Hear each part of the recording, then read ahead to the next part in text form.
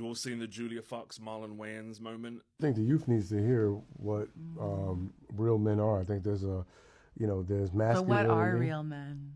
Right. So it goes on like that for a while with her interrupting him over and over again. Now, before I get into my argument, because there's things I want to say, and this is going to be a touchy subject, I need to remind white women of something.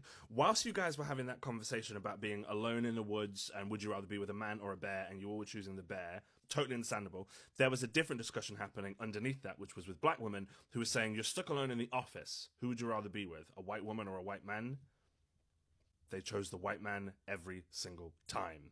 And I think part of it lives in this interaction, and part of it lives in the response to this interaction.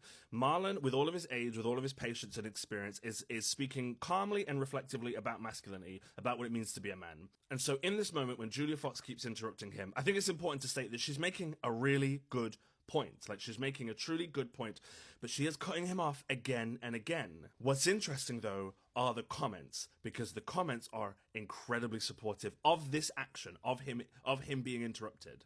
And I get it. There's something cathartic about watching a woman interrupt a man, especially for women who have been constantly interrupted by men their entire lives, whether it's at work, whether it's in their marriage, whether it's in their family, whether it's with their friendships. I understand that feeling, I do.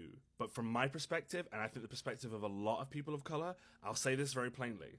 All I see is another black person shrinking because a white person keeps talking over them. This is where intersectionality sort of falls apart, right? Because we talk about patriarchy and the power of patriarchy as if it all moves in one direction, right? But the truth is, power doesn't disappear just because the gender changes. Sometimes it morphs and shifts. And in so many spaces, white women have learned to wield that power in the way that the men that they have been around know how to do as well.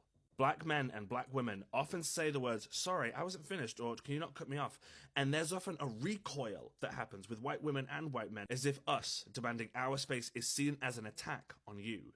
And so because of that, we learn to shrink, just like Marlon does in this interview. I'm just saying, celebrating this as some sort of gender victory without acknowledging the really weird racial dynamic, but also just that it was really rude that she was interrupting like that, is disingenuous. I've lived that moment where I am being constantly interrupted, and then the moment I try and have something to say and interrupt myself, I get taken apart. It's as if my masculinity frames the whole thing in such a way that it allows you to avoid dealing with that racial component, right? This argument about gender becomes this big shield so you can sidestep the work that you have to do with regards to race. So when I see people celebrating her for interrupting him, I get it, I really do. But I still think you're missing something. I still think you're missing such a crucial, important racial component to that discussion. I don't just see a woman standing her ground. I see another white woman talking whilst a black person was trying to. I've been Marlon Wayans here. I know lots of men and women that have been Marlon Wayans in this situation. And it happens constantly.